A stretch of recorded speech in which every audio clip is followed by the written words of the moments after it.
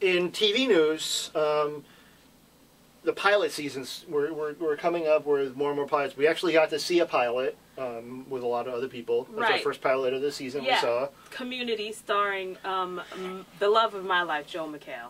Your secret crush. I love Joel McHale. It's not really a secret, really, but I love Joel McHale. And so we got to see the Community pilot because NBC had a preview of it on Facebook. And she had to find a way on Facebook because she's like, oh, I need a password because I'm not on Facebook, so I had to figure out a way to find a Facebook page, but I did, and so we got to watch the Community pilot. It wasn't quite as funny as I was hoping, but I still thought it was funny. I thought Joe McHale was funny. I thought John Oliver, who made an appearance in the pilot, and we can only hope makes some more recurring appearances in the show because I think he's really, really funny. He was funny. Chevy Chase is in it. Chevy Chase is in it. Here's the thing. I've never really been a huge Chevy Chase fan. I mean, aside from maybe like Christmas Vacation. Or Call Me Al. Or the video for You Can Call Me Al. It's a little inside joke. I've never been a huge Chevy Chase fan. But I think the pilot served Joel McHale well. I think it sets up the show well, and I enjoyed it. Tim? I did not. I didn't laugh once. I didn't even kind of crack a smile once. They had to have all the obligatory community college people in there that couldn't cut it at a real college, which kind of, downs community college. They play up the stereotypes, of course. I'm willing to give it 2 episodes because, we heard like Ken Jeong's going to be in it, and he's funny, so. He's joining the cast in episode 2, and they're giving it a prime Thursday night spot. In the comedy lineup. Well, that's what I was telling you is, it's on at 9:30, so if you watch The Office from 9 to 9:30, you can't help but watch Community because you can't, flip to CSI and watch the last half of CSI. No, I think it's on at 8. Is it? I'm pretty sure it's 9:30. I was watching the NBC Fall Preview Show hosted by Joel McHale on TV this weekend, and apparently it leads off the night, which I think might be a mistake. It's Community, and then Parks and Recreation, then The Office, and 30 Rock.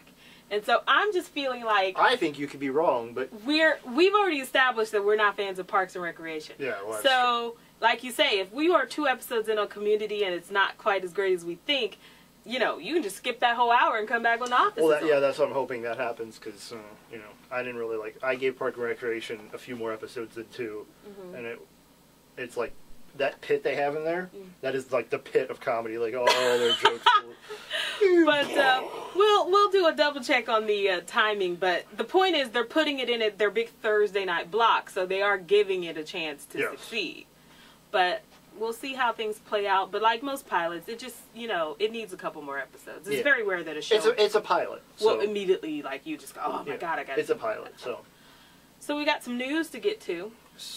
Some TV news that, frankly, I just don't want it to be true. Yeah, let's start with the bad one first. Okay, so first of all, the classic 80s high school movie Heathers. Which I loved. Christian Slater, Winona Ryder. It is just so fantastic. It's funny, and it's dark, and it's great. Apparently, Fox and Sony are developing a TV version, which the movie is about... Christian Slater's character J.D., who goes on a killing rampage through his high school but makes them all look like suicides. Because he's crazy. Yeah, because he's crazy. And Winona Ryder is, first his girlfriend and his accomplice, but then she has to stop him. And I'm just wondering, and they end up blowing up the school, how does that translate into a TV series every week? Every week he kills a new teenager. That sounds like TV you want to tune into. It's like Harper's Island or something. Right. I don't see a TV show in here, but... Although, rumor has it, and rumor has it is I made up this rumor, that Glenn Beck is going to play the Christian Slater crazy role, so... Well, when you're casting crazy. Yeah. So, there's my rumor that I made up myself. So then that's journalistic integrity that's for right there. We got some Dollhouse news. Yes, lots of Dollhouse news. Yeah, so Summer Glau, who's, of course, we love. Part of the Whedon casting group. And the Terminator franchise. Yeah. She's going to be playing a recurring character on Dollhouse who, her name is Bennett, and she has a history, or she has some scenes with Echo. Well, they said she's not a doll. But she's not a doll. So, that's cool. Which is cool, and I mean, frankly, I think if Summer Glau were to play a doll, that would almost be typecasting at this point. Yeah. So, but you know, Summer Glau, she's great, and that will only serve the show. They've got some strong guest stars. They've got Alexis Denisof from Angel. He's going to play a senator that sort of, you know, is trying to track down and get into it with the Dollhouse people. Keith Carradine plays somebody who has a history with Adele DeWitt. And then in the first episode, Jamie Bamber from Battlestar Galactica, very excited about that, plays Echo's husband on one of her engagements. And he's evil, apparently, so. I just don't care. Could be a mass murderer for all. He looks so nice. But that just tells me that they really have great plans for season 2 if they're putting that strong of a guest cast together to go with the already, you know, superb regular cast they have. Sounds good to me. I just wish they'd play more previews for it. I haven't seen a single preview for. Yeah, Fox. Besides So You Think You Can Dance, I haven't seen them preview any of their upcoming. Glee. I've seen a few Fringe. I've seen So You Think You Can Dance and Glee, and I haven't seen commercials for anything else. And, I've seen a lot of House. Oh, really? A lot of House, which they should be pushing. Now, to be fair, I only watch Fox for about 45 minutes a week when Hell's Kitchen is on. So. Yeah. Well, that's, you know, show us some Dollhouse. That's all I gotta say. Some more fall TV news. We've got Superman is going to be on Chuck. Yeah, Brandon Routh, who played, of course, Superman in Superman Returns, he's going to be on a multi-episode arc on Chuck where he's going to play a spy who sort of helps Chuck out with his new powers and maybe, you know, comes in between the Chuck and Sarah relationship. And I don't watch the show, so. Well, for people who watch Chuck, I know, I'm just saying. They know what I'm talking about. Okay, good. So I think it's great because I think he'll fit in really well with the show. I can't wait to see some scenes between him and Adam Baldwin's character. I think it'll be great. And I just think he was great in Superman, and he hasn't gotten enough of a career bump off of being in that movie. More. So I think that's also some great casting. You can go ahead and take that last story. Okay. Well, the last story, because I like, is we got a teaser trailer for Christopher Nolan's movie Inception, starring Leonardo DiCaprio, Ellen Page, Joseph Gordon-Levitt, Ken Watanabe. Yeah. Huge, great cast. It played before Inglourious Bastards. We didn't get to see much. We got to see Cillian Murphy was in it really quickly. It's very weird because it's sort of Matrixy, like people were fighting in the hallway, but they were kind of... And the hallway twist. And they were like jumping on the, you know, and this glass of water kind of, without moving, the water was moving without the glass moving.